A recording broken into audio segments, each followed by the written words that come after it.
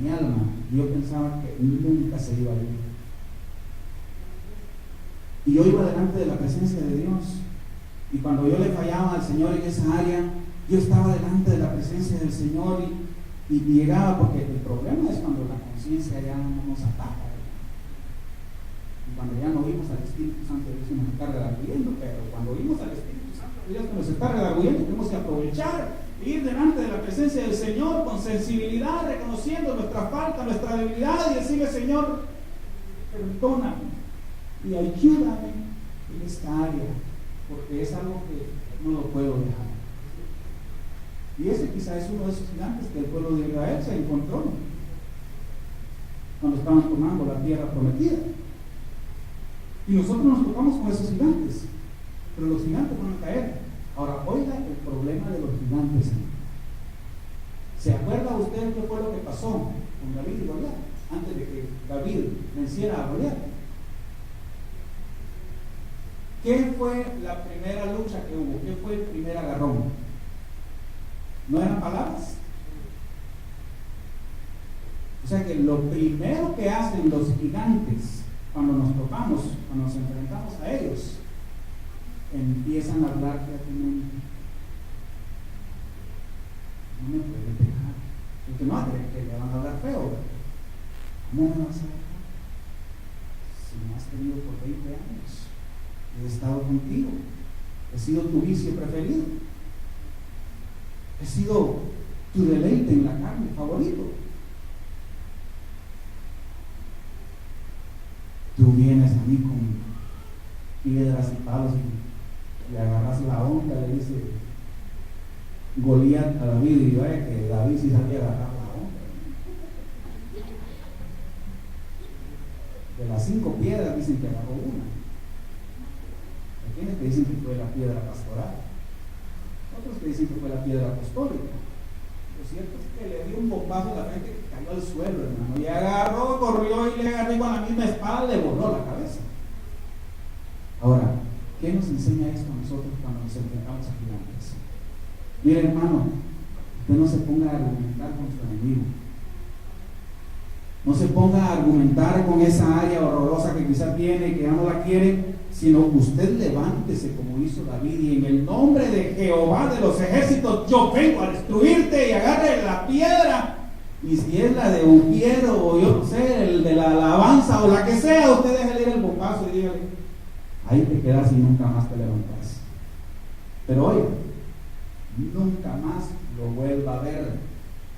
Camine para enfrente y nunca voltee a ver a ese enemigo, y crea que cayó, porque uno puede regresar, ¿no? Y eso es la apostasía, ¿no? Eso es otro tema. Eso es terrible. Hay mucho que hablar, hay muchos enemigos. Hay uno ahí, hermano, que mire, todavía yo estaba ahí meditando en la casa antes de venirme, y corrí todavía a escribirlo. Y cuando uno lee el libro de Josué, cuando empieza a hablar a todos los enemigos que destruyeron, y dice, y también, y menciona, y también a Balaam, y menciona a Balaam como uno de los enemigos. Ahora, ¿quién era Balaam, hermano? Váyase ahí. Número 25, y luego vamos a leer números 31. ¿Alguien me busca número 25? Y otro, números 31, 16. Y yo le voy a leer otro verso que tengo acá. Este está bien grueso, hermano. Está grueso. Este es otro enemigo, hermano, que es un problema serio que hoy en día a la juventud le está agarrando así, mi hermano. Así como sucedió cuando este enemigo agarró al pueblo de Israel y lo atacó, haciendo al pueblo de Israel desobediente a la palabra de Dios. ¿Lo puedes leer, Natalie? Sí.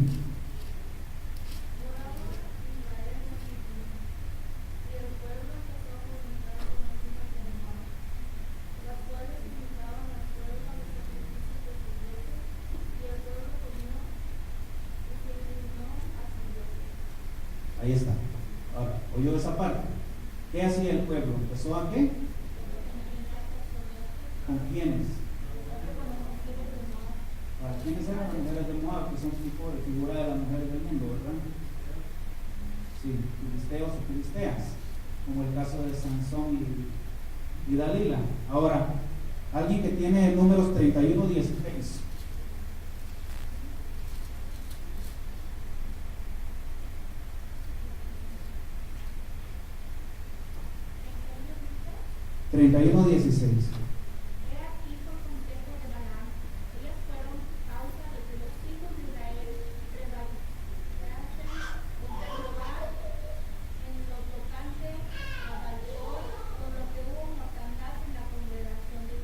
Repita la primera parte, oiganlo, hermano. He aquí, por consejo de Balaam, ellas fueron causa de que los hijos de Israel prevaricasen contra Jehová en lo tocante a Baal Peor, por lo que hubo mortandad. Ahora, ¿cuál es ese problema? Que el pueblo de Israel se mezcló con estas hijas del mundo, llamémosle así, y empezaron a fornicar y empezaron a aprender idolatría y a participar de la idolatría. Apocalipsis capítulo 2, y este se lo leo yo.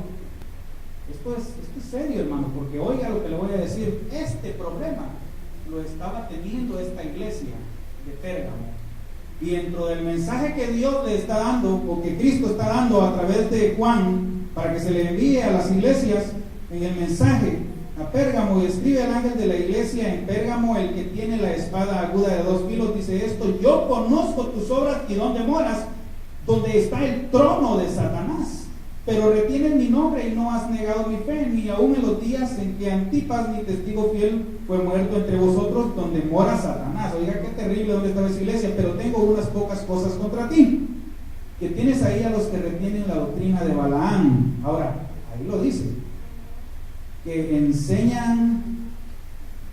enseñaba a Balac a poner tropiezo ante los hijos de Israel y comer de cosas sacrificadas a los ídolos y a cometer fornicación.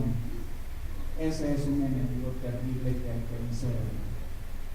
Y ese enemigo se había filtrado en la iglesia de Pérgamo.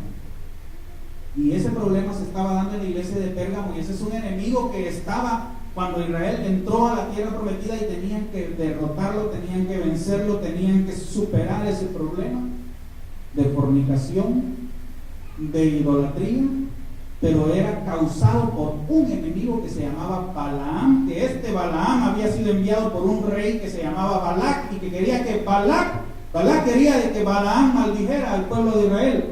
Y cada vez que él quería, y cuando se presentaba delante del pueblo de Israel, aquí yo vengo y los bendigo, y empezaba a bendecirlos en vez de maldecirlos. Entonces vino y se enojó Balac.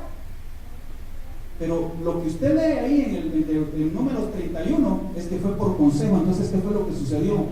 Balaam le enseñó esto a Balac. Le enseñó a ponerle tropiezo al pueblo de Israel. ¿Cómo?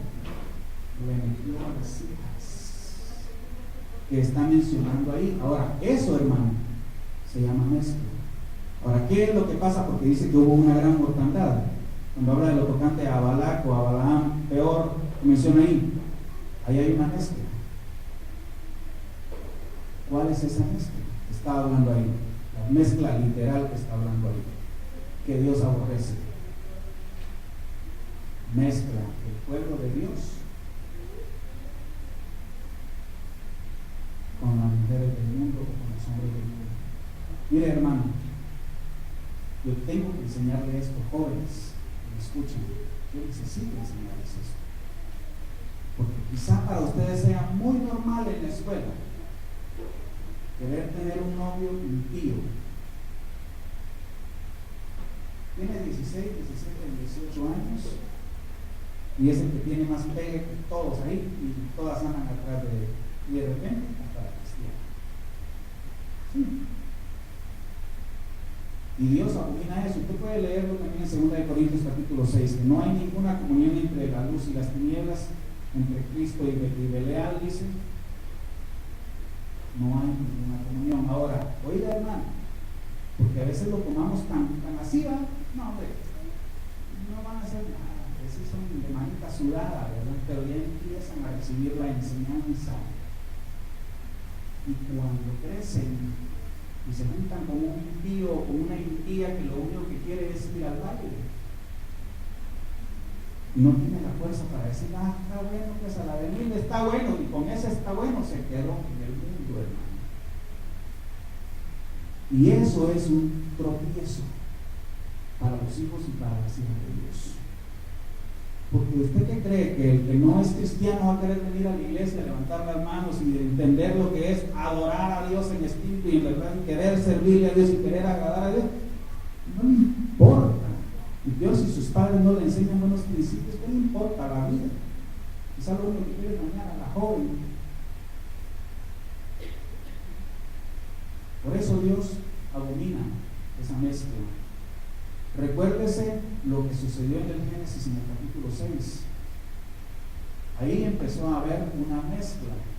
Y a causa de esa mezcla que empieza a haber y que se empieza a multiplicar la maldad, y que entonces dice que vio Dios que los pensamientos del corazón del hombre eran de continuo a hacer el mal, y se arrepintió.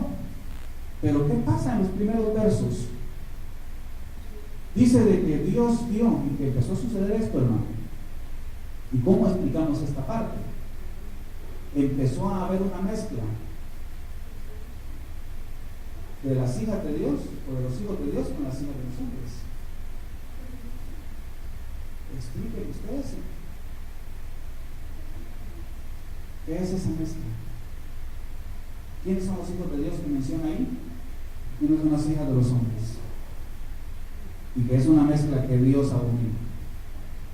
Mire, yo sé que tal vez en su mente usted está pensando un montón de cosas y está oyendo lo que estoy diciendo y quizá dirá, bueno, tal vez sí, tal vez no. La palabra de Dios es la palabra de Dios, y muchas veces la palabra de Dios es más seria de lo que nos imaginamos y nos enseña para nuestro propio beneficio. Tampoco nos olvida. ¿Tú quieres conquistar tu Canaán? Jóvenes, ¿quieren conquistar su Canaán? Hagamos caso a lo que Dios nos enseña a través de su palabra. Le quise tocar estos 2 puntos o 3 puntos porque son muy importantes. Hay muchos otros enemigos, hermanos, son 31 reyes más los que empiezan a conquistar cuando ya uno empieza a ver el desarrollo del libro de los jueces. Bueno, le hablé como de 3 o de 4. Pero hay muchas cosas que nosotros tenemos que realmente dejar que el Espíritu Santo de Dios sojuzgue, llene nuestra vida, nuestra tierra, y dejarlo que entonces nos meta a vivir esa vida abundante que Cristo nos vino a dar, pero que quizá no la estamos viviendo porque no estamos dejando que el Espíritu Santo de Dios obre adentro de nosotros, obre en nuestra alma, porque se lo he dicho, hermano, lo que están tratando ahorita en nosotros es nuestra alma. Le he enseñado también que lo último que van a tratar en nosotros es el cuerpo.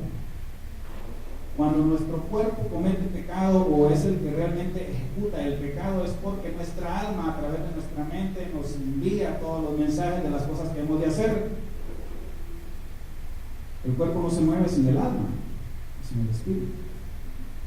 Entonces, ahorita están tratando nuestra alma y el Señor está tratando nuestra alma y el Señor quiere que nosotros alcancemos victorias tremendas. El Señor quiere que nosotros realmente empecemos a vivir una vida diferente, pero nosotros tenemos que dejar al Espíritu Santo de Dios que obre en nuestras vidas. Amén. Para dejarle algo bien sentado en su corazón, entonces, para ir concluyendo.